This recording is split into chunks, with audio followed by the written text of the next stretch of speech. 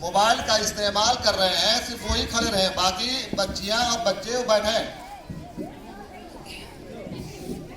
تباہی بھی یار.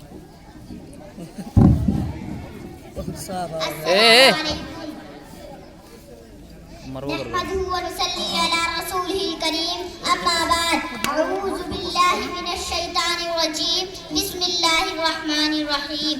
یہ نفرت بری ہے نہ پالو اسے، یہ نفرت بری ہے نہ پالو اسے، دلوں میں خلش ہے نکالو اسے، دلوں میں خلش ہے نکالو اسے. نہ تیرا نہ میرا نہ اس کا نہ اس کا، نہ تیرا نہ میرا نہ تیرا نہ میرا نہ اس کا نہ اس کا. یہ وطن ہے ہم سب کا، بچا لو اسے. بے شک بے شک. وفاداری وطن سے ہو یہی اسلام کہتا ہے، وفاداری وطن سے ہو یہی اسلام کہتا ہے. ہم اپنے دل کے ہر گوشے میں ہندوستان رکھتے ہیں. صدر محترم، اساتذہ کرام اور معزز سامعین اعزام، السلام علیکم.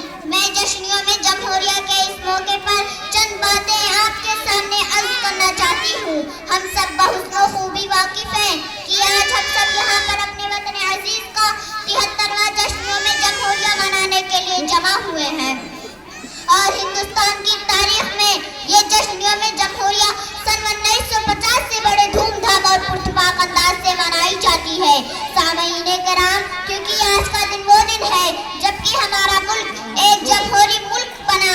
جمہوریت کا معنی ہوتا ہے ایسی حکومت جو by the people of the people for the people who, ایسی حکومت جو عوام کی ہو، عوام کے ذریعے ہو اور عوام کے لیے ہو.